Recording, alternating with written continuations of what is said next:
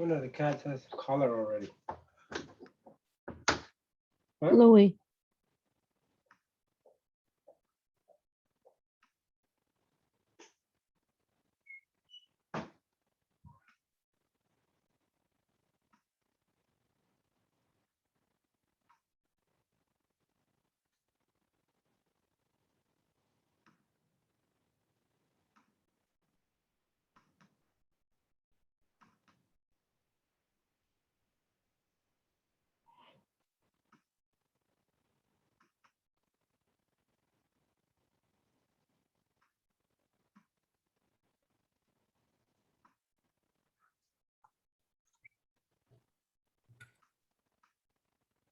Hi everyone. How are you doing?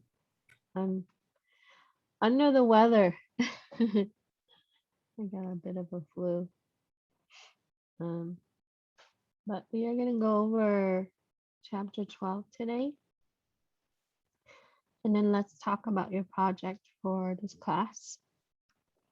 Hold on, let me get my assignment open.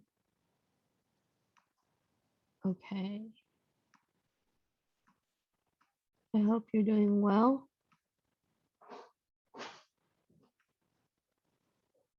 Okay, so let's touch on what we need to do this week. The only thing that I haven't posted is the lab, and then I'll add in the lecture and lab videos once they're ready. Your notes for chapter 12, you can find that here. And we're gonna do the assignment right now.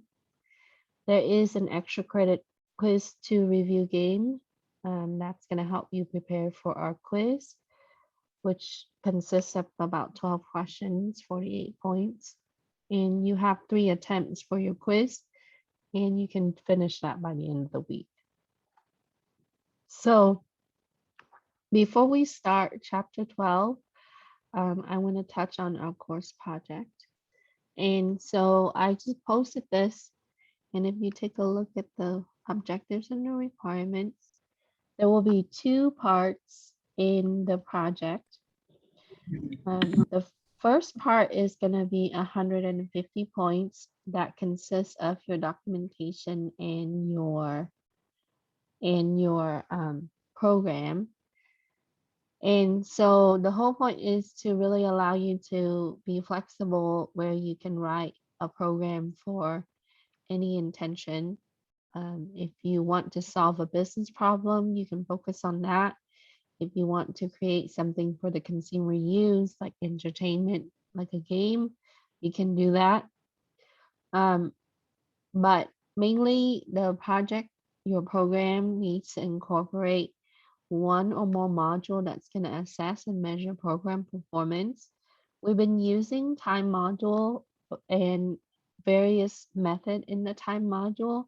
I don't know if you recall in week 2, we talked about using C profiler and other type of modules that you can incorporate to measure your program performance. So I'll leave that up to you on how you want to utilize the module to assess your program. And the second area is that you need to incorporate libraries or modules that can allow you to deliver asynchronous programming. And with that, you would consider using Asyncio and Async.io, I should say, the module or any type of module that you would see fitting to make sure that your program is asynchronous. Additionally, you can choose between parallel processing or multi-threading. Now, we learned that when you do parallel processing, you have to make sure that your memory is distributed. And if you're using multi-threading, since you're using shared memory, you need to make sure that lock mechanism is applied. And so this is a big chunk of your grade, is to choose one or the other. You don't have to deliver both. That will be 50 points. We will cover patterns. That's going to be upcoming, and you will be allowed to use an option in patterns to incorporate that with your programming, and it's mainly for reusable purposes. So if you choose to do a web-based program that's concurrent, this particular chapter is going to be applied, which is chapter 12. But if you just do a regular native program that is concurrent, you can implement any library that you need to be able to address the objective of your program. I also provided a documentation guide, which I will show you, so that way it will help you document your project. I am not looking for formal documentation, but I need for you to state some of the details about your project and your aim in your project. Okay, so that will be 40 points. That will be the documentation. For the second part, this is going to be for self-evaluation, in that you will evaluate your own performance. And I do read your feedback and how you're performing on the project, what kind of areas that's deficient. Not only that, I'm able to reassess my technique and also help future classes and students. It's also let me understand your performance level in the class and what you understand the concepts and how you apply them. So after you complete the self-evaluation, you need to provide me with the screen capture that you submitted the evaluation. That will be 25 points. That's really easy. Unlike the prior semester, I'm using GitHub mostly this time because that's really a repository for developers. So you will be required to post some things on GitHub. You will have a repo on GitHub along with the readme.md. And then you can upload the files that you need to be able to have a complete repository for your project. Okay, so this is the overview. If you go into part 1, this is where you would submit, and I put down the rubric for you to follow, which incorporates all of these criteria. So if you take a look at the documentation guide, it basically states some of the questions that you can put. So 30 points of it is just to answer the questions, and you can give me a short paragraph or 1 page for all of this is fine. So what kind of problems are you solving in the project? So when you approach a project topic, you need to think about what kind of problems you're trying to solve. Okay, so what are you really looking to do in your program? What kind of solutions are you implementing for this project? So if you're developing a business program, let's say an HR program, human resource program, to be able to calculate people's hours or whatnot, you need to make sure that you state why you're doing that project and what kind of solutions you're implementing. And then also give me an overview on how you implemented the algorithm. An algorithm is basically just a procedure on how you're able to derive the solution. So just give me a brief overview about that. And what are some of the main areas of your program? What are the objectives? What are you trying to do? Are you trying to be able to calculate users' hours quickly using concurrent programming or parallel processing and so on? And then how do you expect the user to interact with the program? So give me a brief synopsis on how is your program supposed to be used? Of course, I'm not expecting an interface for this, right? As if you do have time, if you want to implement interface, that will be fine, but you can simply do a shell-based program, that's okay. And then what kind of concurrency concepts have you applied in a program? If you use parallel processing, you need to touch on that here. And if you use multi-threading, you need to talk about that here. How are you dividing up the threads? What are the threads used for? Same thing with parallel processing. Which process is designed to do what? And then the next point is going to be the libraries or modules that you have used and how are they used. So when you import in, let's say, multi-processing or multi-threading or threading, what are you doing with that? What kind of methods are you implementing and how do you use those methods? And lastly, Give me a limitation of your program. So that means that you need to really take a look at how you assess your program when you test it. What is the limitation? Sometimes that could be data structure. Sometimes that could be the way that you incorporate loops, etc. So it really depends on the weak area of your program and what do you recommend to improve. And sometimes you might have a pretty good program. So what would be the other area that you want to add into the program to make it better? And then 10 points from the documentation will be devoted to either a pseudocode or a flowchart, whichever is easier for you. So I highly recommend outlining your program first, doing this part first, and then be able to add in and answer these questions. Okay, so you have a general idea of what you want to do with your program. So altogether, the documentation piece will be 40 points. Any question? Okay, so let me go back. Okay, so when you submit part 1, you need to add in you need to upload your Python file and make sure that it addressed criteria 1 through 4. And you need to upload a .doc or .pdf for the documentation. Now, let's say that I'm a student and I'm writing my program and it's not really up to what I wanted, but I should still submit. Because if you don't submit, you will take a 0 and that's going to be a hit on your grade. So try to submit a working program and also the documentation to support it. Okay. Partial credit is better than none. So make sure that we do that. And this is due on the last day of your class, which is the 15th. The second part, as I mentioned, you are going to complete a self-evaluation. This takes you to the Google form that I have created. It will look like this.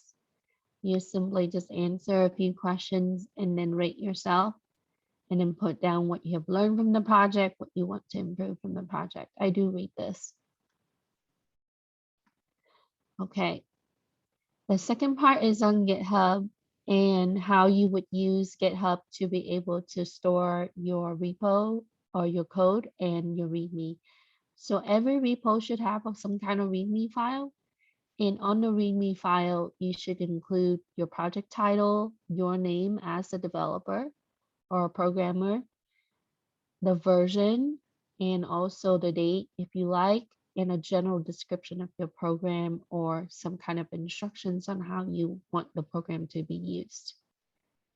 So included below here, I put in some link from GitHub and others to be able to help you. And if you're not sure what to go on a README, you can go ahead and look at the information. Keep in mind that GitHub uses HTML, so in order to format it nicely, you just got to make sure that you do paragraph breaks, line breaks, and so on if you want to make sure that it's not all one long sentence. Okay? And then there are some tutorial videos on how to use GitHub. I wanted to take this opportunity to share with you, for those of you who are not familiar with GitHub, on how to be able to create a repository, how to fork it. So when you work in team, you can have different versions of your program and you would use a mechanism in GitHub called forks. And so that way multi people can work on variations of the program and be able to sync it. And so you can do a pull request to see what's different. So there's some videos that will also show you on how to use Windows command prompt to be able to sync everything directly from command line. So you can do that. But of course, you're not limited to just these resources. There are a lot of great resources online as well. But these are some of the things that I've pulled to be able to share that with you. So just some real quick stuff with GitHub.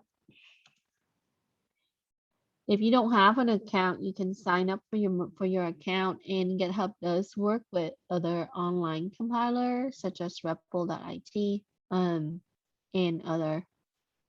And if you're using like certain IDE like Visual Studio, you can also see how you can sync it directly from VS. It's pretty easy. So once you are in GitHub, what you can do is you can create a repo by clicking this button right here, a plus sign, and you just do a new repo. And let's say I want to call this CIS30E final project.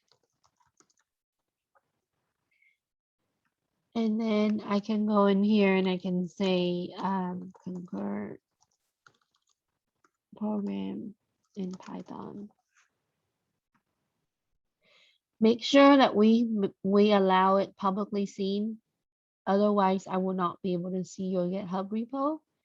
So by default, it should be public. But if you set your repo on private, make sure that you change that to public so I could see. And then you can directly do a README file.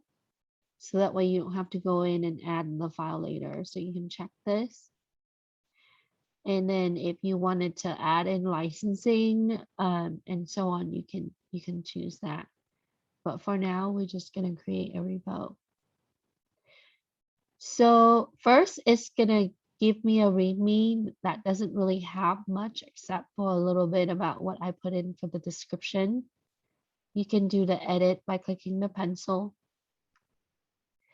And then on here, you can add your name, right? So if I do this, what will happen is when I hit commit changes, you're going to see that it's going to put Casey Wynn right after that. So because it is HTML, make sure that we do a line break for that. And you can use some really basic tutorial with HTML to do that. So you can say by and then your name and then do a line break and then put in the version and some description about your program. Okay. So now once you're in your repo, okay, what you can also do is you can also add your files in here, okay? And then click back to your repo, and then you can do add file. Now you can create a new file and save it as .py. So we can do create a new file, and then you can just say, let's say project.py like this.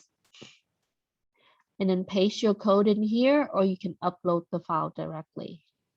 So this would be code goes here. Okay. So once you have that, then you can commit the change. So that's just going to save it to your repository. So now I have a project.py. I have this. And if I want to add the documentation, I just upload a file, my PDF, and then there I would have my complete repo with everything that's needed. Okay. And then, so once you're done, you just click on this. And then what you would do is you would copy this link, and before you submit your URL, you need to test it. Make sure that you use a different browser to see if it's going to open up. If it does open up, that means on a different browser, that means that it's available to be seen. If it doesn't open up in a different browser, go back and make sure that it's public. Okay, any question? Okay, so that's just a really quick overview on how to put together your GitHub after you're done with your program, and that would be part of your part 2 grade. And then make sure that we do the self-evaluation. I'm not using Google Site this time because it's just taking the students extra long just to learn Google Sites, but okay, any questions? And if you like for me to take a look at your program or anything like that, you can reach me, you can send me a message, or you can pop into office hours. When I'm not on campus, I usually hold Zoom office hours. So, okay. So now let's come back to what we need to do this week.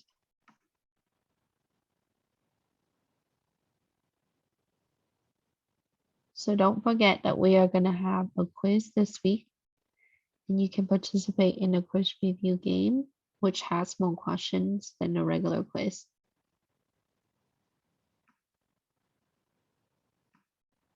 Okay, so in this week, we are going to focus on web requests, and the chapter opens up with talking about web scraping. And web scraping is being used quite a bit for data analytical type of applications. So web scraping is just a way that we can extract data, and it would automatically make requests to web pages and download specific information. And the downloaded files are in HTML. So you can have it comb through websites to be able to collect certain type of data. And so that way you can use your data for analysis in a later time. Now, since it is in HTML, here it gives you a brief overview about HTML, so hypertext markup language. And this is used to develop web pages. So if you're visiting a website like Google or Microsoft or even YouTube, right, HTML files are used to be able to display the content on those web pages. Now we just simply use the .html extension, which is a plain text file that would be using a certain format. And in HTML, your texts are surrounded with tags, and it usually would have an opening and a closing tag to be able to format the way the text is viewed or seen on that page. So if, for example, with image, if we want to embed image, it will be a tag with image and a closing tag with image, img. Or you can have paragraphs like this as shown here. So you have an opening tag for P and a /P for closing paragraph.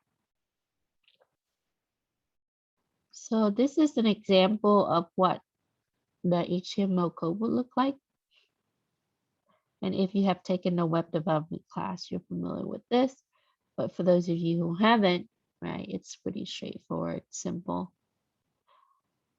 Now, in HTTP, the way that we create these requests is that we want to be able to pull certain information from the server.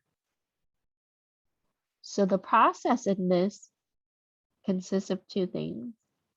First, when the client system uses the browser requests a method to the main server for that website, which is the web server. It's going to ask the data from the website.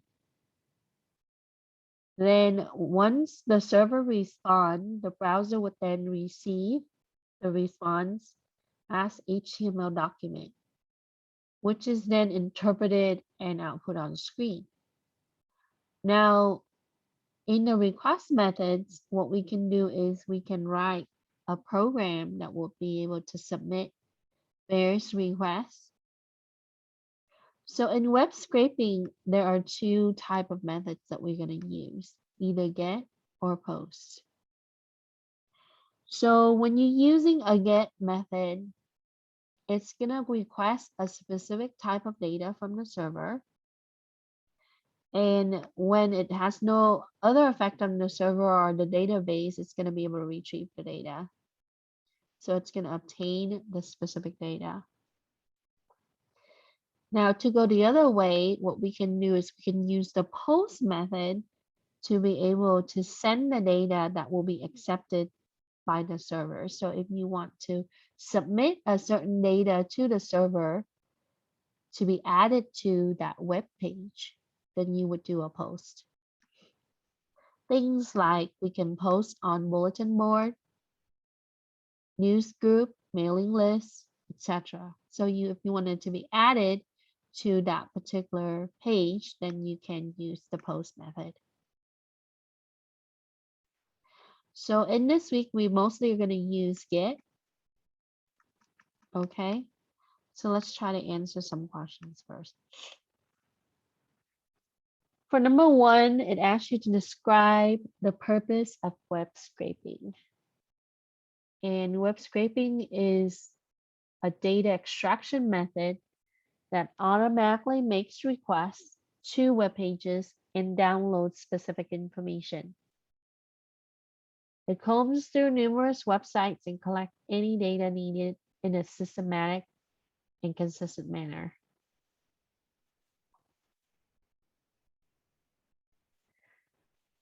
Now, we don't necessarily have clean data. Sometimes we have a lot of data and we have to clean that up.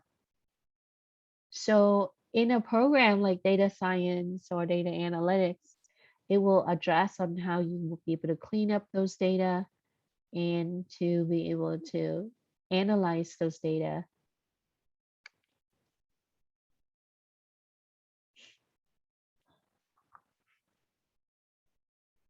For the second question asks you to describe HTTP processes in obtaining data between the client and the server. So first, the client browser sends request methods via HTTP to the website main server asking for the data from the website. Second, the browser receives response back from the server, which is an HTML document. It would then be interpreted by the browser and output on the screen. So as you write your Python program this week, you will find that when we are using a certain request status code for HTTP, we will be able to see what would be the follow-up from the server in the response. It's going to serve us not only the HTML file, but also the status based on our request.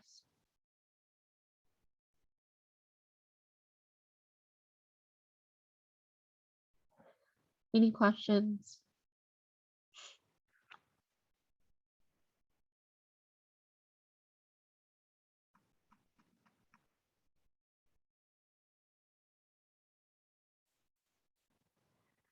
So as we discussed earlier, for number 3, it asks you to describe 2 methods that are used for web scraping.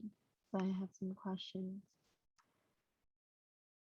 Oh yeah, go ahead. Do you have a question about the project?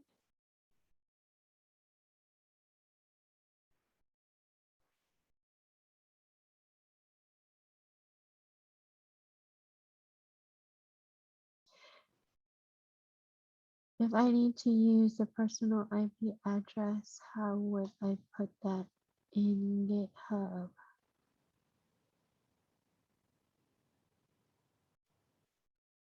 Explain personal IP address, like your private IP, or are you using a VPN? Okay, so if I need a password to API the website.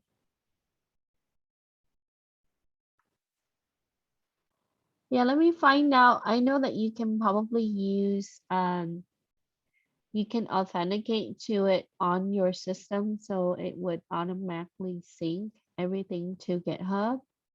But let me find out on how you can incorporate API on that. But you don't have to. So what I use is, you can authenticate directly to the website and post. What I mean is, do I take out personal information on GitHub for Python file? Yes.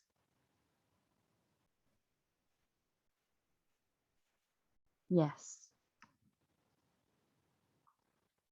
So if you're using something that has, so just put in something that would be,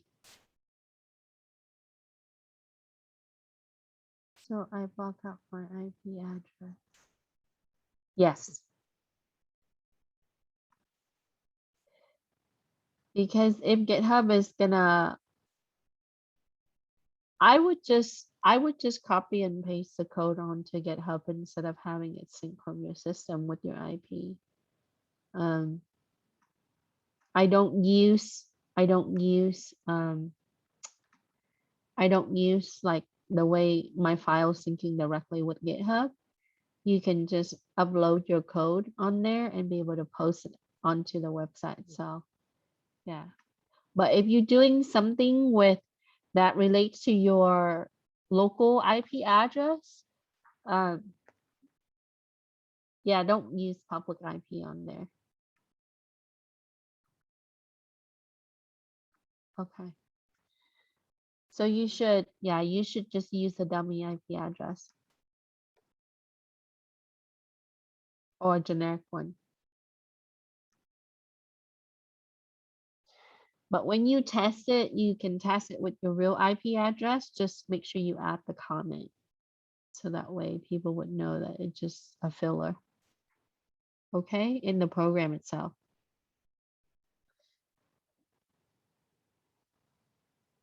Okay. You're welcome.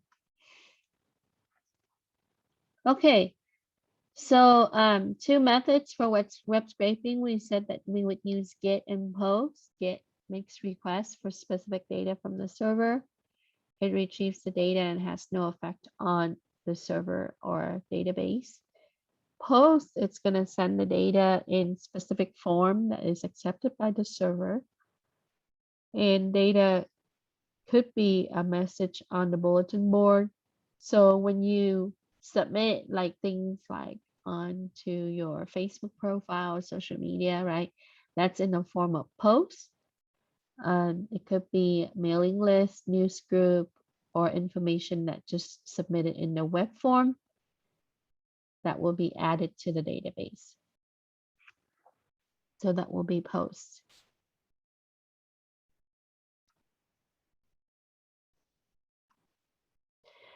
So an interesting approach with this would be if you're thinking about doing something that's web related, you can think about maybe writing a program that's, using, it's a web-based tool to be able to monitor certain type of activities. Okay, kind of like what Michelle was saying, but I haven't seen a lot of web-based tool that's really effective. A lot of it is native tool and so on. Okay. Now, those type of programs, the features in that can be extensive. So just think about what you want to do on a smaller scale before you approach it in a very large scale, and you will be overwhelmed as you can't complete all the features, the things that's needed.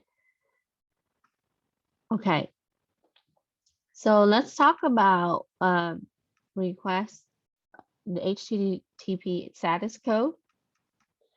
So on page 2 of your notes, it talks about how HTTP requires the server to respond to each of the requests. And it would use a 3-digit number code to be able to show the status of that request. So for the 100s, right, the 1XX, basically that's an information status code. And that could represent that the request was received and the server is processing. So when you receive the 100, that could be that the header is being received and the server is waiting for the request body. It's still not received everything yet. For the 102, it is currently processing, and it could be that it is a very large request. And so to avoid timing out, it's going to give this, so it's still going to wait. Okay, and we can also set timeout. For the 200s or 2XX, this allows us to get the status for the request that's received, understood, and processed. So if it's completely fulfilled, or successfully fulfilled, it's going to give 200. For the 202, if the request is accepted for processing, but it's not completed, it's going to give you 202. Then for 3XX, if you receive the 300, that means that multiple options is going to be required. So there needs to be a selection. And then the 301, the server has moved. So it has been relocated and all the requests is going to be redirected. And this, when you see when websites get moved, right, to a different, host, and so on. So you would get the 301. So that's redirected. For the 400s or the 4XX, if things were incorrectly submitted as a request, we've seen this quite a bit whenever you try to submit something, and if you have a typo on the URL, you would see either 400 or 404. So 400 is when it is a bad request. It's not able to understand what you're trying to use. And then for the 404, the request method is just not supported. So if there's extensions or anything to the URL that you put in that's not supported, you will get the 404. For the 500, which is also an error status code, 500 is for internal server error, which is an unexpected condition that's encountered. So that could be that the server is not available or it's not able to process. The 504, simply that it just did not receive a response from the final server in the span of time. So it timeout. So in the next question, we have to determine the right status code for our criteria or scenarios. So for A, when the request is being processed, that will be 102. When the server has been moved permanently and all the requests should be redirected to another address, for B, that will be 301. When the client sent a bad request, that will be 400. And when the request method is not supported by the server, that will be 404. And lastly, when internal server has an error in which it is unexpected, then that will be 500.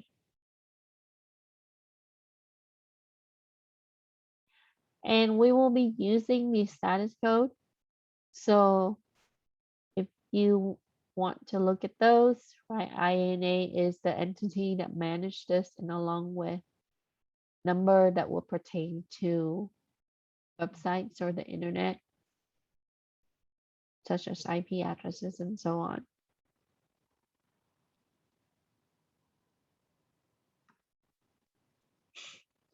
Any question?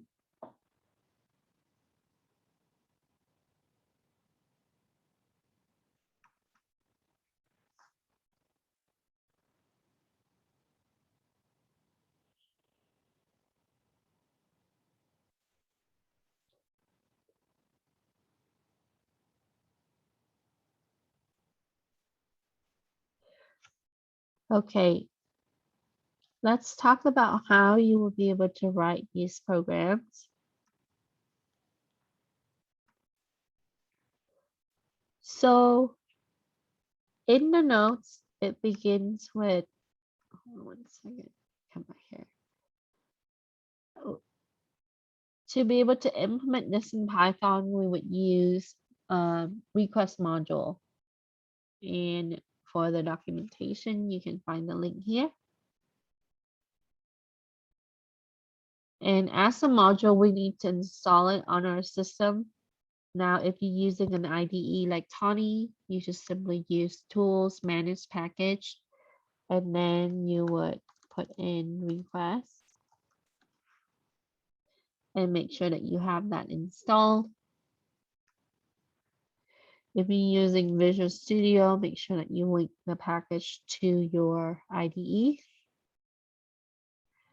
Or if you're simply using Linux, you know, and or Windows and use text editor to write, we can open up CMD and we would do a pip3 install request.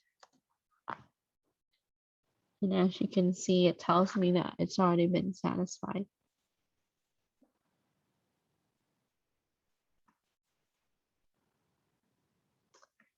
So to answer the next question, we would say that in order to request the module in command line, you can use pip3 install request. And if you're using Conda, you can do Conda install request.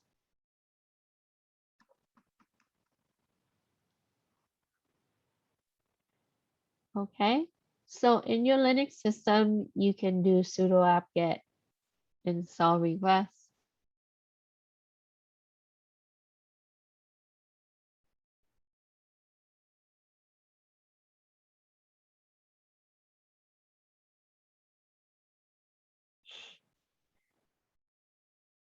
Any question?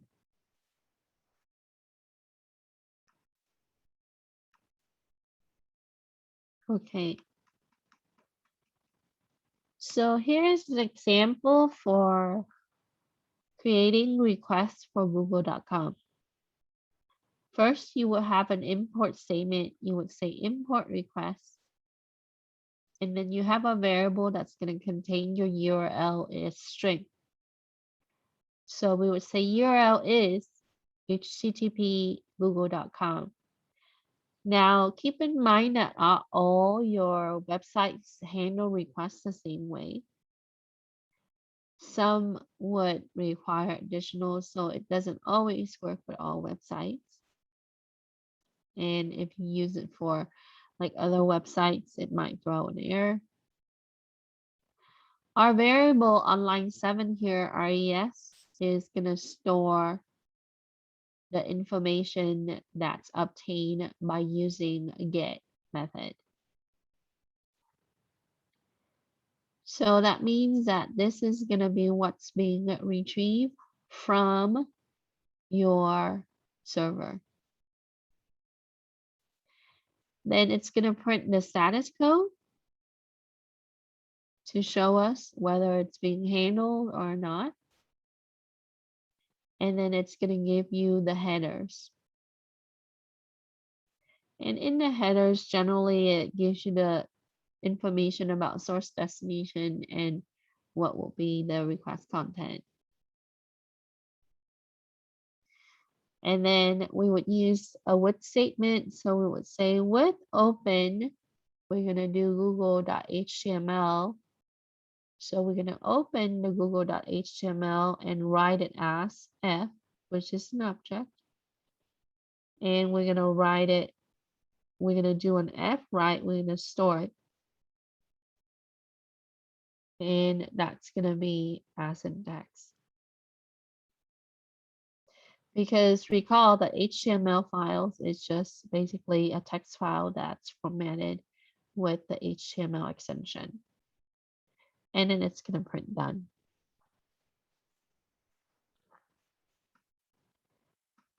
So here it gives you the brief overview on what that program is doing.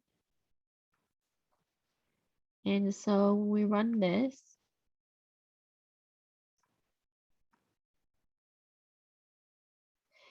We would see that first, it gives you the status code, which was printed right here, 200. And then it gives you the timestamp and the information about the header. And then lastly, it prints done, it's finished. So with that said, we would see that when you create these requests, it's going to store them as these files. Okay. So if you use a certain website and if that gets submitted, you can use it for google.com, yahoo.com, whatever, right? It's going to create the HTML file that's obtained.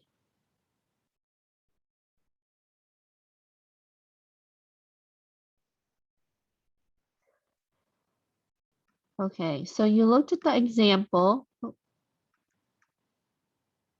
and you can see the output that I have clipped from my IDE. Sorry.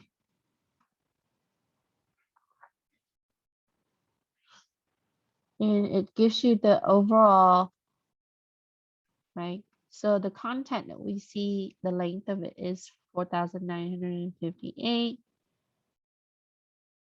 Now, if the content would be different, so on here it shows 6828. So in the text, in the book, it uses a shorter, it is a smaller content that's obtained.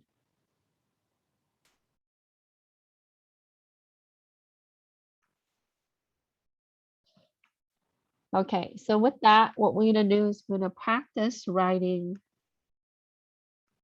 the program similar to that, but for Ubuntu. So the first line that you would have is gonna be import request. And keep in mind that we gotta make sure that our packages are added into our IDE. And if you use Linux, you just gotta make sure that you install that. Our URL is gonna be http://www.ubuntu.org. Our result is gonna store, right, what's obtained from the URL. So request.get and then pass URL. We're gonna then print the status code. So we will print res.status_code. And that comes from the module status code. Then we're also going to print out the headers. Again, that comes from request module. Then we have a with open statement. We would say with open, and that will be our HTML file. We're going to write it as a text file.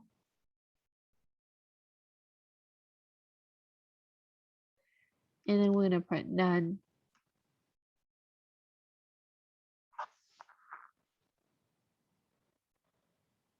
So here, what you can see is that it gives us the status code. And in the header, we can also see what kind of server that we're working with for Ubuntu. So it runs CentOS and it uses OpenSSL.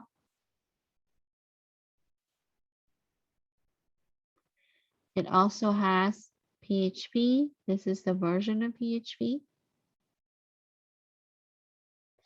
So you can definitely find out a lot more about that server that's hosting the site.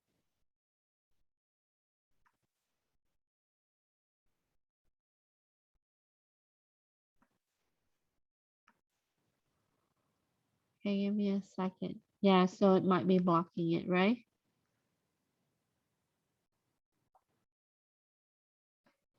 One second.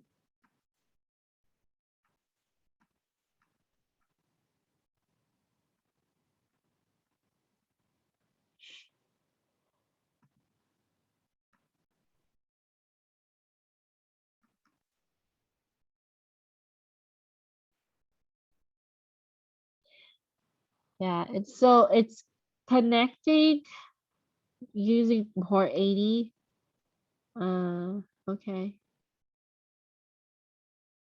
So you will probably have to allow it. It's blocking it.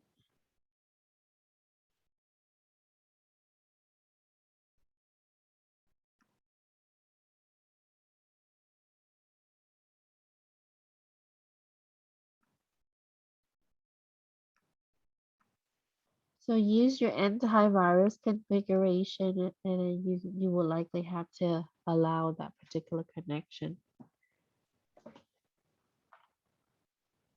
Because it's running a script, it probably sees it as a threat, responding back as it's writing an HTML file.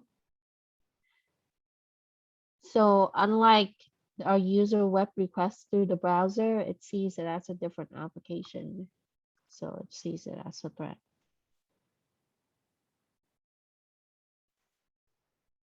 Okay, let me go back to my screen share.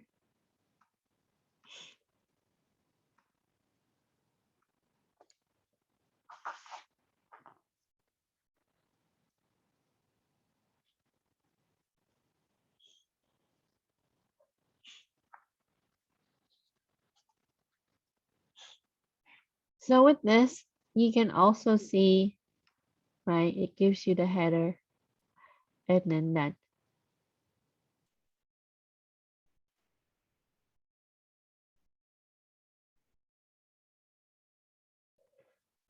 Now, if you try it with a different website like YouTube or something like that, it will probably,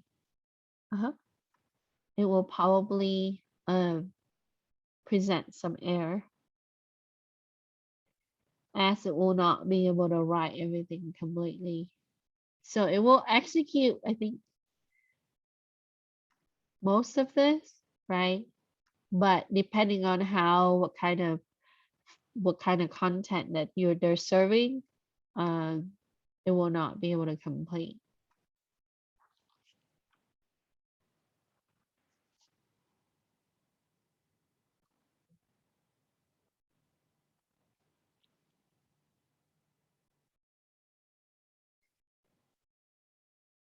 Any question?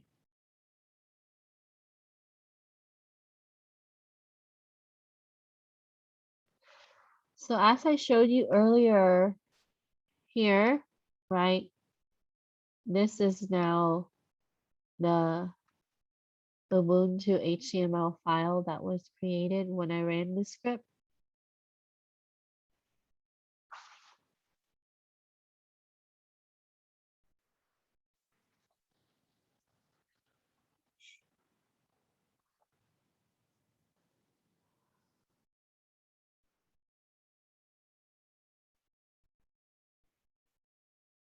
Any question with 6?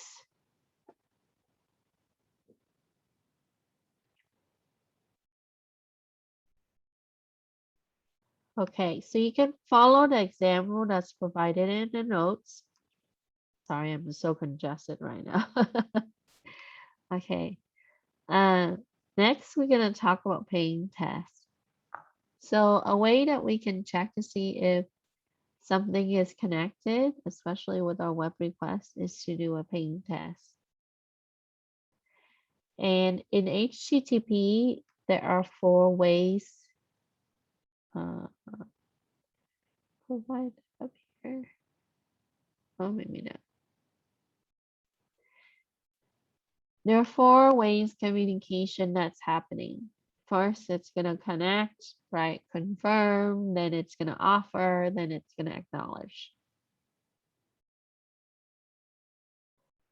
So in the textbook, what they did was they provided a program that shows you how to do a ping test. And in this program, what we're doing is we are first importing a request module, and we define a function called ping. And the argument that we use for that is going to be a URL. Just like the other one, our result is going to store the request.get for the URL. So what's being responded by the server, it's going to store into res variable. But this time, what we're going to do is we're going to output the URL and the text.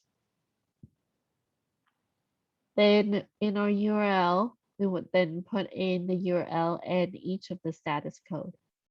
So we can do 200, 400, 404, 408, So the request status code would then be following the URL. And this is now grouped as a list. Because it is a list, we then would have a for loop, and we would call the ping function as we loop. So it's gonna execute, right, each of these with individual web request code. And then we're gonna print that. So the example that's in the book is this one right here. And let me clear this. So if we run this, you are gonna see first, it's gonna give you, right, the status for each of the status code. So 200 was okay, 400 is bad request, and so on. Then subsequently, it's going to give you the doc type and so on,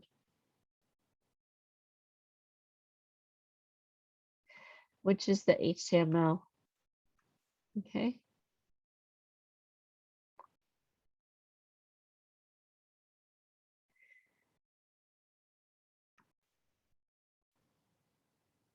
So in the next question, we are going to do something similar to 6, but we're going to make a ping test to ubuntu.org.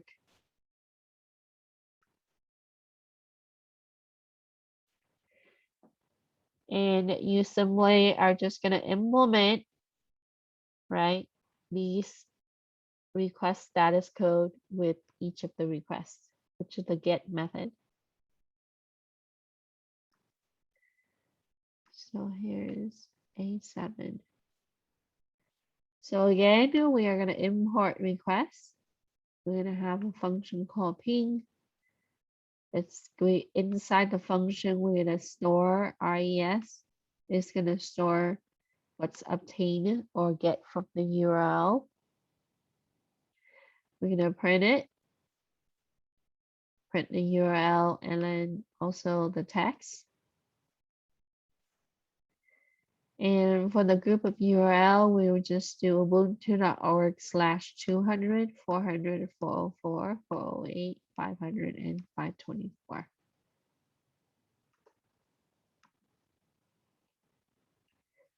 Then since it's a list, we are going to use a for loop, and we're going to call ping for each round. And we're going to print done. So when we run this, a little bit different than your prior, it's going to separate it. Compared to the example, it's going to give you everything first, but in this, it's going to give you the 200, the content that it sends, and then the 400, the 404, and so on. Okay, and you don't have to screenshot everything, it's just some of it is fine.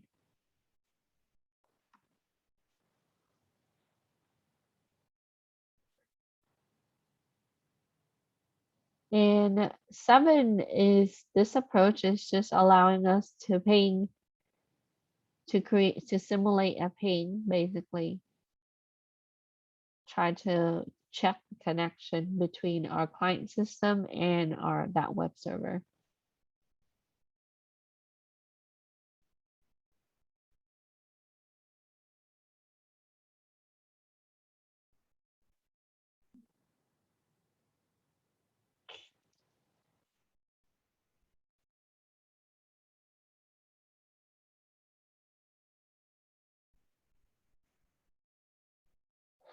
And you can also follow a similar example from the notes.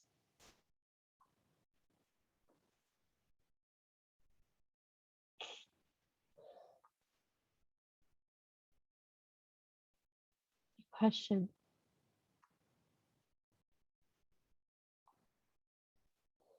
You can see page 5.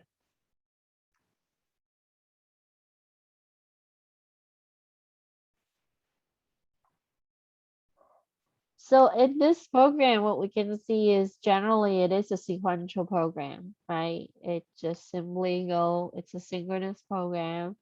It's gonna go from top down and the interpreter is gonna reach each line and execute that. And the whole purpose for this class is to really implement concurrency. So we will take this program and we will elevate it, and we will implement multi-threading to be able to handle each of these requests. So whenever that you want to execute this, you can make each thread to be able to handle each of these get.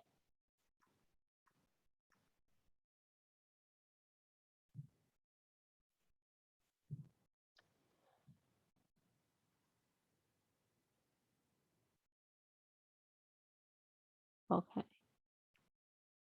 So here's the third example. So if we want to elevate this and make it multi-threading, we first then would import threading. And again, we'll just do import request. And we want to measure time, so we would do import time. Here we have a function, right? Just like before, do ping, we're going to store what's obtained from the server in RES, and then we're going to print out the status. In our URL, we have our URL and the status code for each one as combined as a list. And we're going to start the timer. And then we are going to have a for loop. And in our for loop, we're going to call ping function. And so it's going to loop through each. It's going to ping each based on the status code that's included. It's going to print the sequential time. And it's going to take the end, subtract the start, which gives you the time.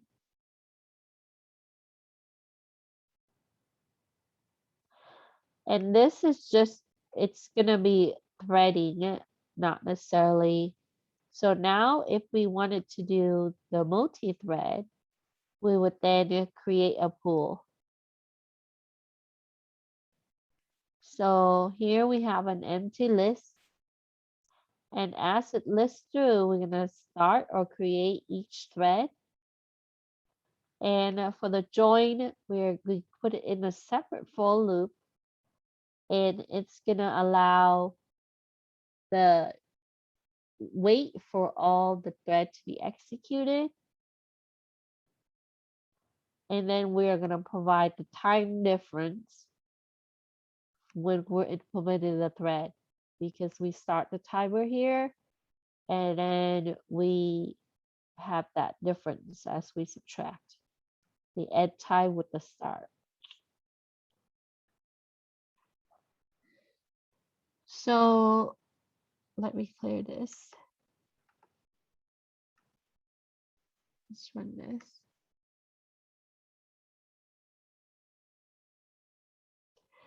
So as we can see, let's scroll up.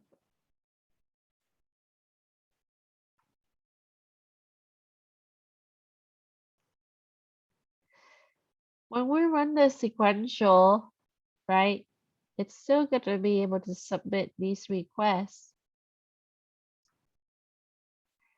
And then it gives us the content.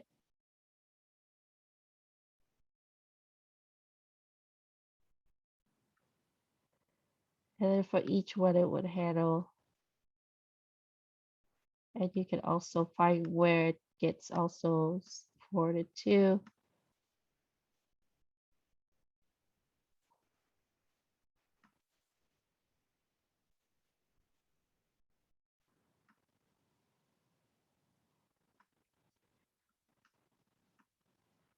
So in the threading time, we would see that it's 0.53 seconds compared to the sequential time is 0.48 seconds. But keep in mind that I'm using an interpreter IDE, right? And it's not really truly multiprocessor allocated. So in this, what we can see is that sequentially it's running at 48 seconds. And then multi-thread wise, it's 53 seconds.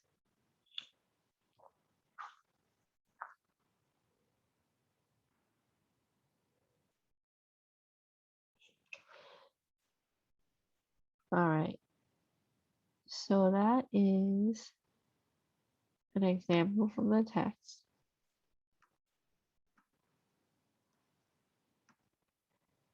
So for number 8, we're gonna do we are going to do a multi-threading program using threading module. And we're gonna use ubuntu.org again.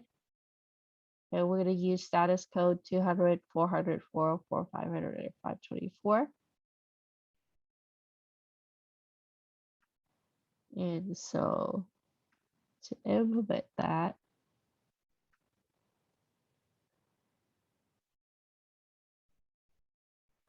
now if you wanted to do the compare difference, you can. So here it is. You're gonna import threading.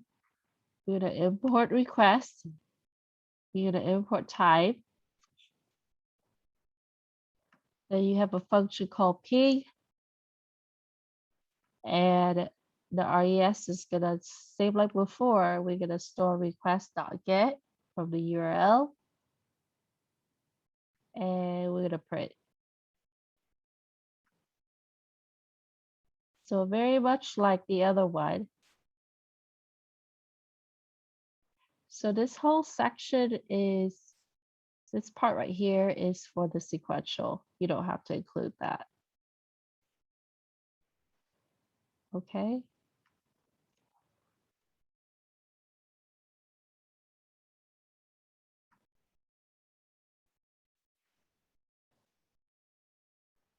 Then after that, what we're gonna do is we're gonna start the timer. And this is where we start the multi-threading. We're gonna create a pool for threads as a list. We're gonna have a for loop for URL and URLs. Each thread is gonna be threading.thread target ping. We're gonna call the function ping, just like what we did last week. And your argument is gonna be URL, comma. Then we are gonna append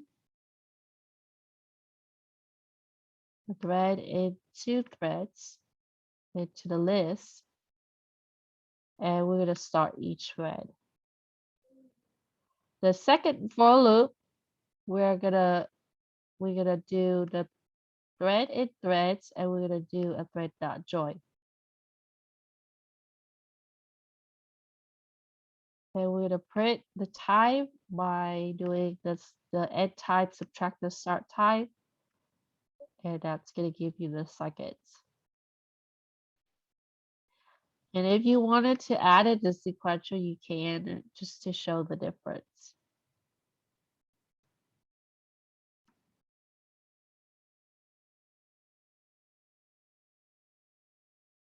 Okay. So after you run that, you should be able to obtain the amount of time in threading. And you can compare that to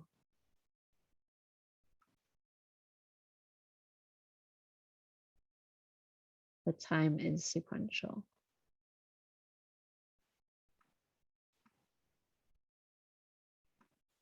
Let me clear it. Let's run that again.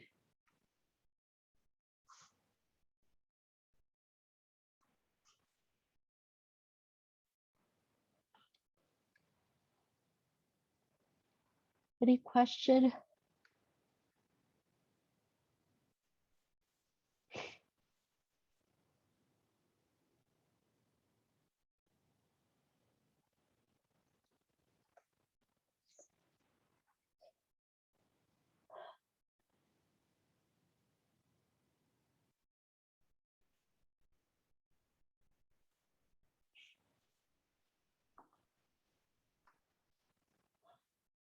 I had to come. Okay. Comment out pretty.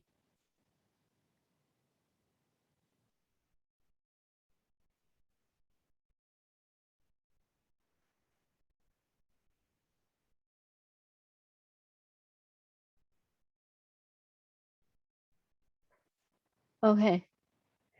Yeah, sometimes it doesn't give you all the content depending on, because it could be a debugging thing. That's good that you share that, Rochelle.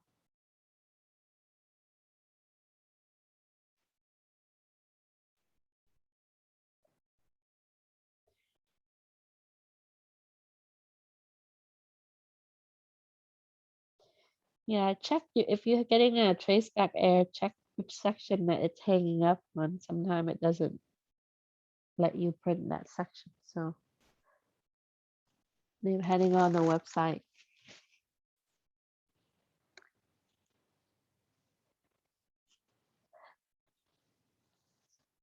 Sorry, I'm just trying to beat this. Okay, any question?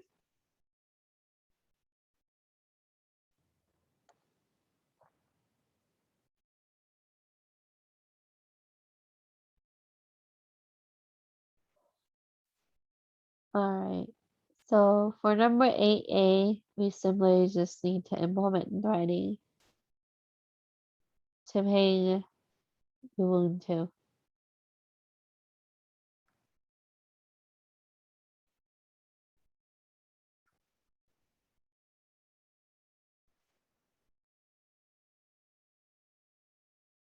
Okay, so when we implement concurrency and parallelism, we can utilize each of the core to be able to handle, right, each of the requests, and we can do them concurrently as we would be able to start and join. We can also implement time wait to give it a pause. So here, what it's showing you is the program that we've done.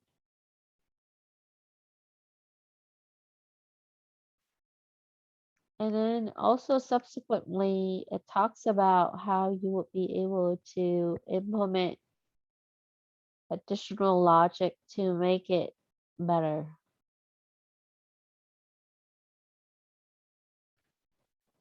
So you've seen this before in the last chapter where we would implement a subclass called myThread. And that is part of the main thread superclass. Then we would define an init method, and for it we would then initialize, instantiate the threading. And then yourself, that URL is going to be URL, and then the result is none as nothing is there yet.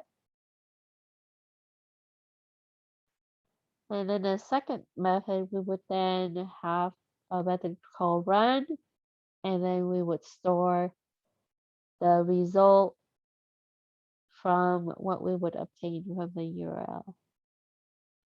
So when you implemented the subclass, you can utilize the threading as a superclass and be able to carry the inheritance to the myThread subclass.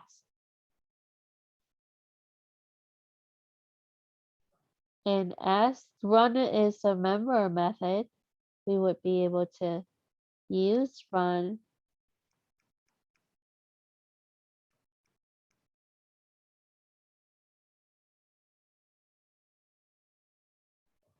to be able to obtain your content from the URL. So here we simply create an object called threads, and this is an object of myThread, right? And then with that, we will be able to loop through the URL. So here we would then have a for loop for start, a for loop for join, and then a for loop to print out the result.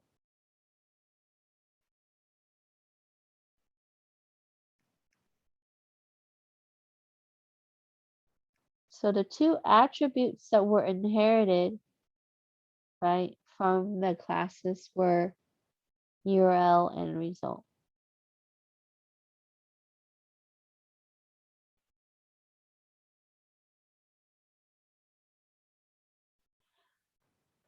Now, in the next program, it goes over how you can extend that program and add in a 20-second timeout.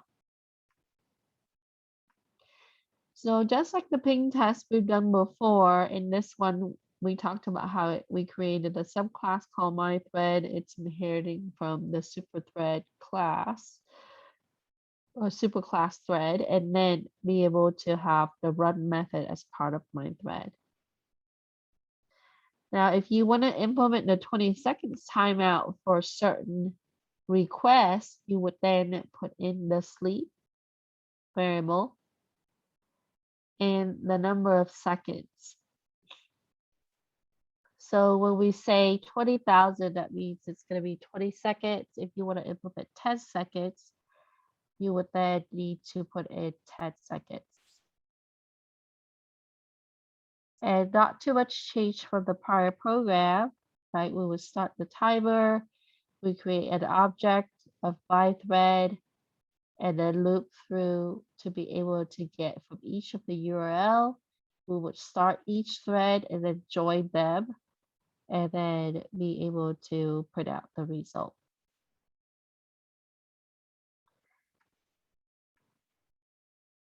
So using this program for number 9, we would then be able to create the Python program. So here we go.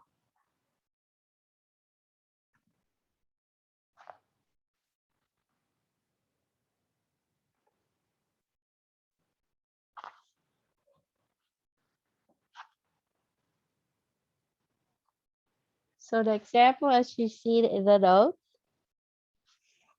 you have to import ready, the import request, the import type.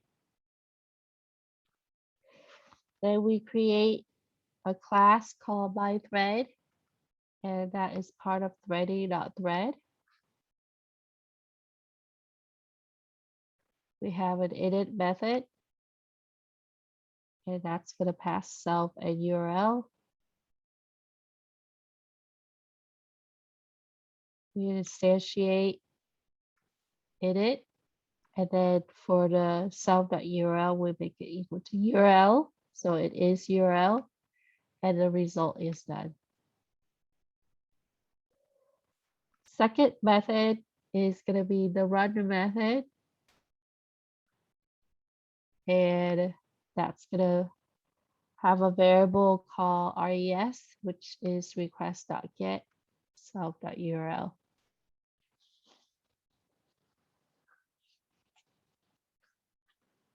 Then we have reset the self.result is going to be, we can print this out.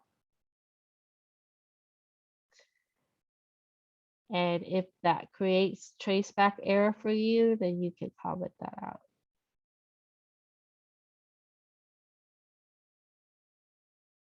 Then we are going to have the URL list. That's going to be ubuntu.org/200 for the first. ubuntu.org/200, and then put in the sleep. So question mark, sleep equal 10,000. Make sure that everything is enclosed as a string. So that's the timeout seconds there. And then on the third one, that will be Ubuntu 400. Then we're going to have the start time. So your threads is going to be the object of myThread. And we're going to loop the URLs. Then we have the next for loop for start, the following for loop for join, and the third for loop to break. And then we show the time difference, time subtract start, and keep it at 2 decimal point, and then print that.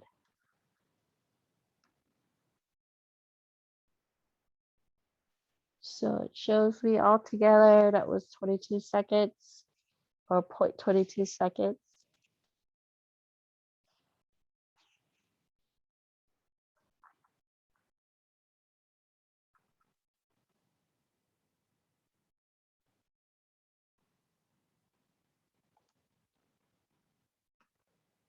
Any question?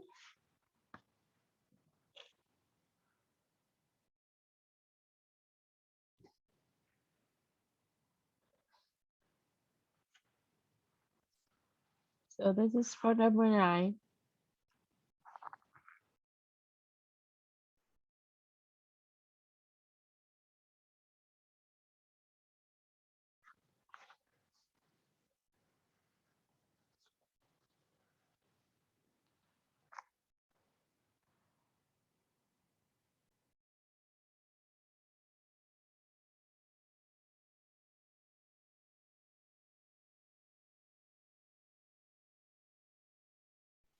So the takeaway from this is that it shows you how you can implement, right, multi-thread into the program. And we could use it with the web request program like this, while measuring the time that it used to execute.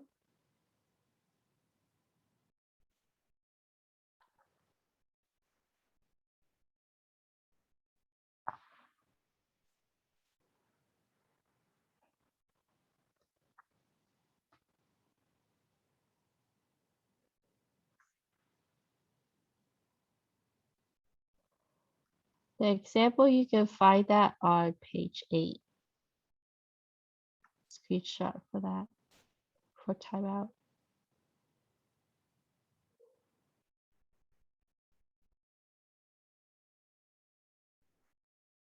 And you can implement more timeout than one by implementing the sleep in each of the URL.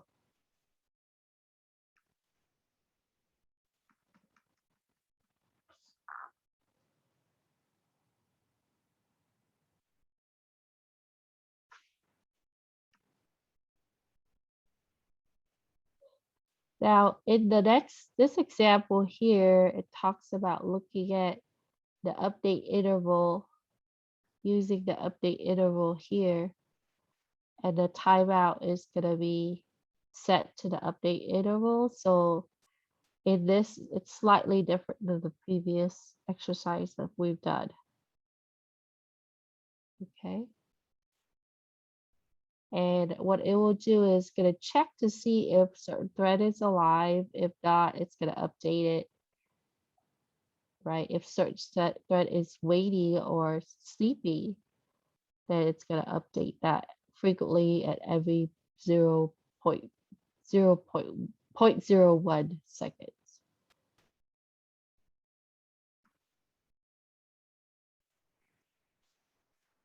So when you work with rep requests, I summarize this, but basically it's the same context.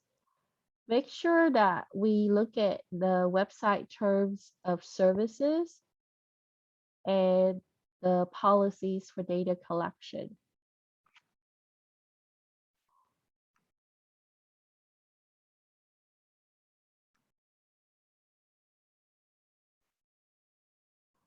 Post connection without responsive traceback.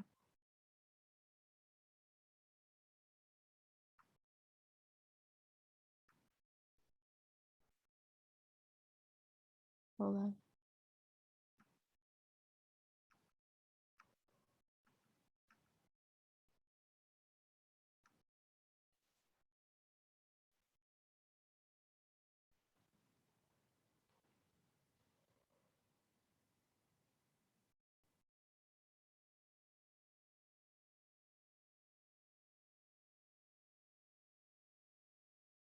Yeah, so you have to use is_alive in, because is alive one word doesn't work. So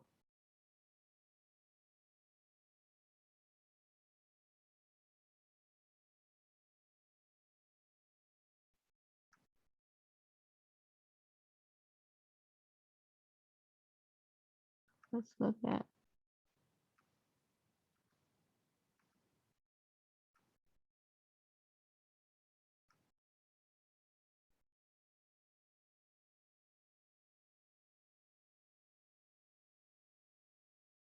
Oh, let me share screen.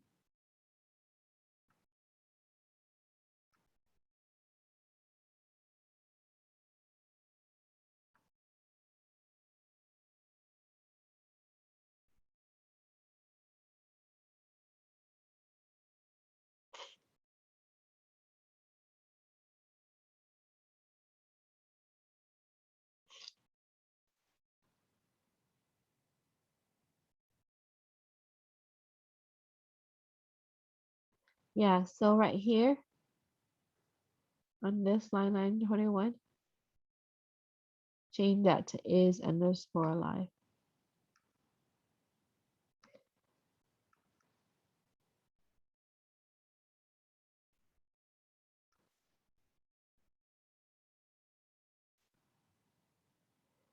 Yeah, when it's deprecated, it doesn't, I guess, doesn't support it as is alive. So let's switch over here.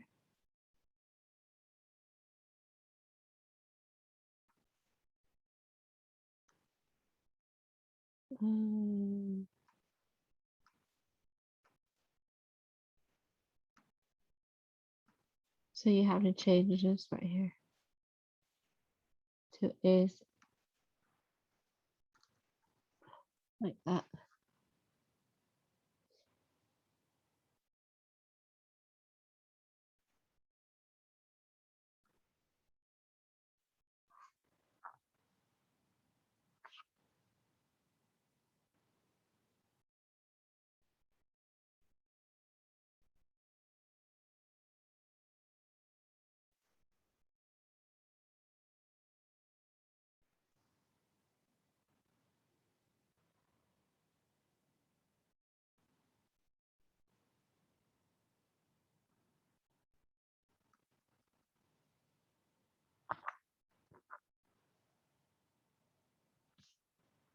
Okay, so if you want to fix that is alive issue, that will be right this one.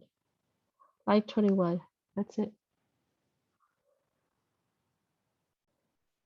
Okay, so let's finish the last part.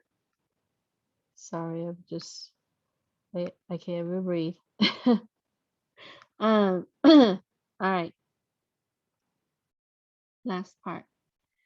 Good practice for web requests. Make sure we look at term of service for that website or the websites that we're using. Also look at their data collection policies. Usually you can contact them and ask for permissions or how you will be able to use their data. Don't always assume that you can. Okay.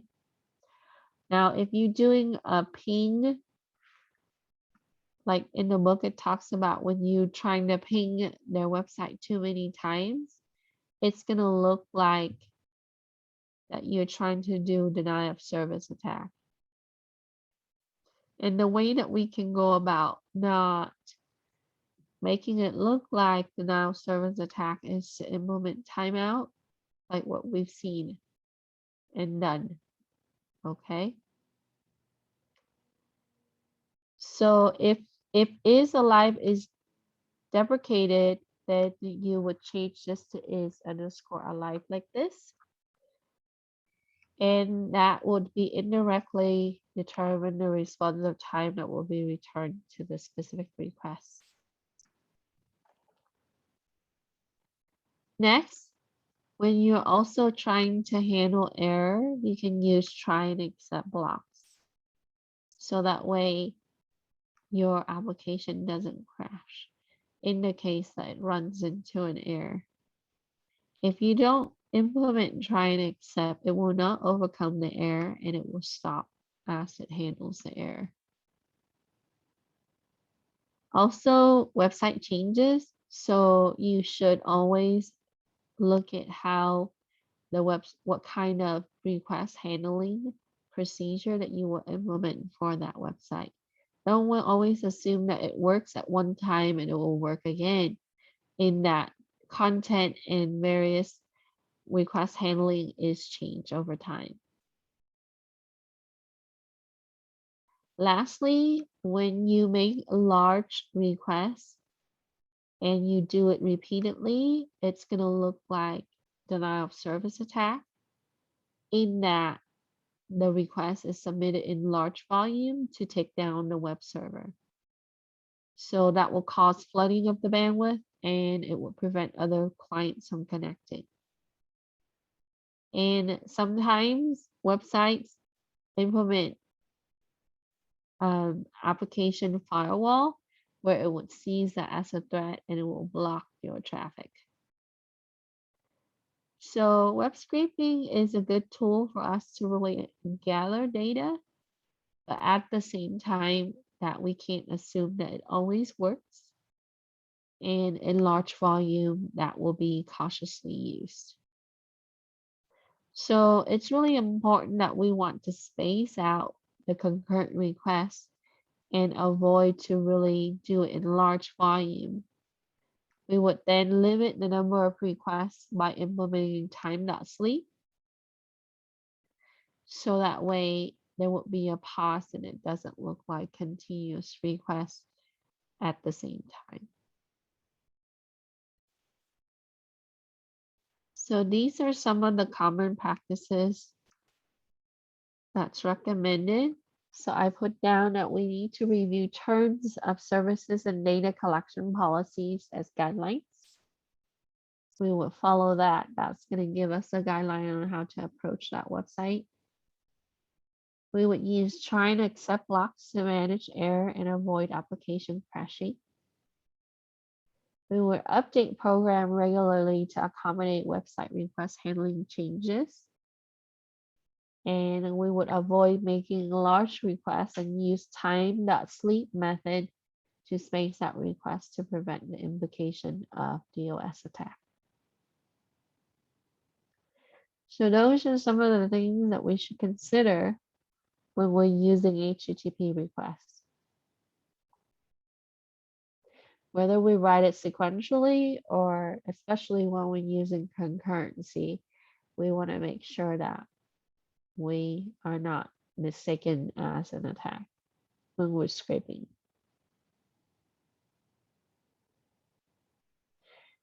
And if you're familiar with Kali, there are quite a few programs that actually does web scrape in the back.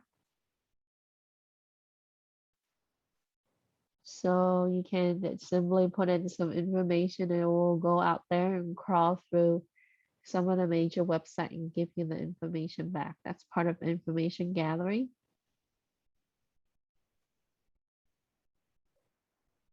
And so as you can see, these type of tools will be useful in all aspects, not just for cybersecurity, of course.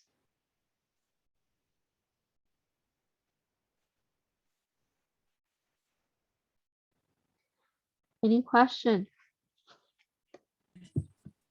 Professor, I have a question on number 9. Uh-huh. I keep getting an error on number 9. Yeah, I think it's something to do with self.result.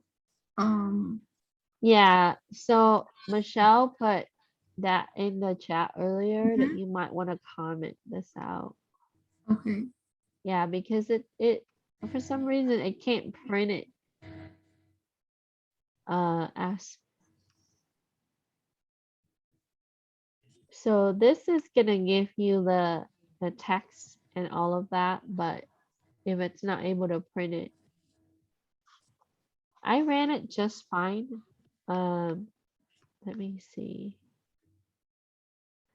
Let me clear this. See if it's.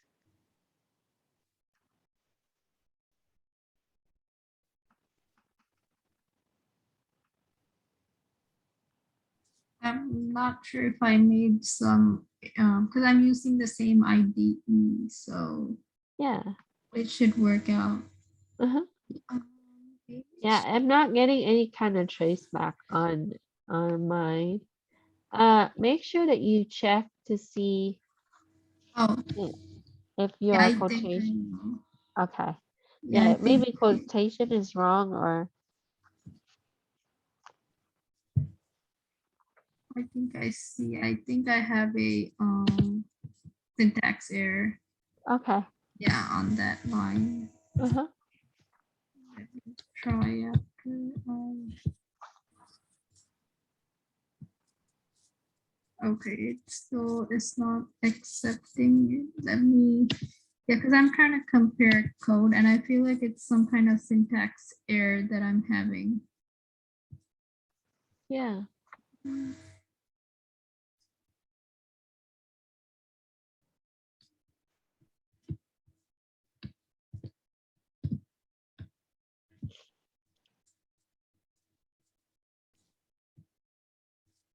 Yeah, it just says self.resolve.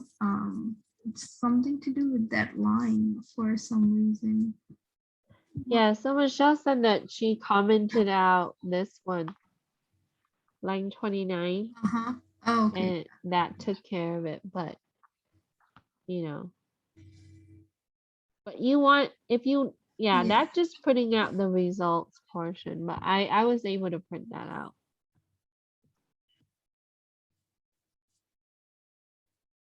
Okay, so it's even when I comment it out, I feel like it's some other kind of syntax error that I have on here. Because it's giving me more errors when I comment it out. Okay.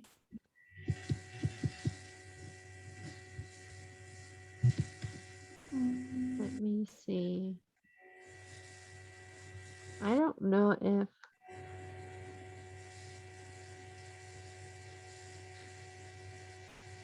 let's see if I can add a file into the chat.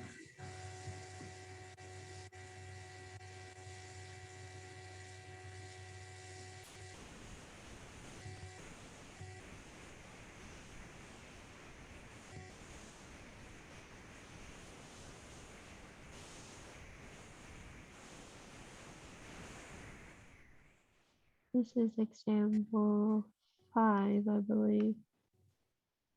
Yeah.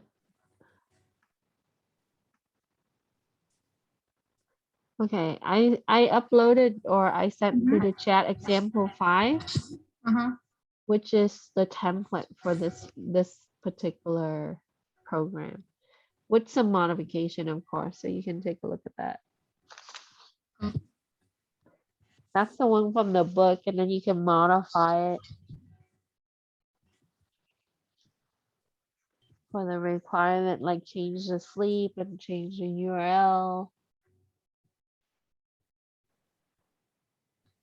Okay, I'll go ahead and Yeah, run that one first, the example, and see if it's fine, and then you can modify that. okay, let me go ahead and did I download it? Okay.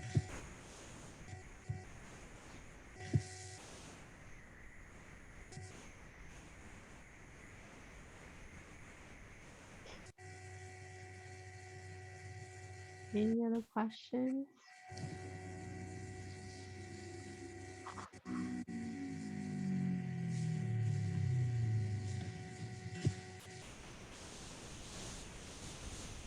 I see a chat question. Okay, so it does work, the example. So I'll just try to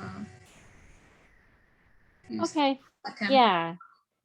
And then Michelle said you should download the code from the website, from the book, page 6 from the textbook. Yeah, if you have the book, yeah, they have a GitHub link that you can go and find where all these codes are at, so you can also find the rest of the chapters. Okay. I know it's on GitHub, and it's also on their website on PacT.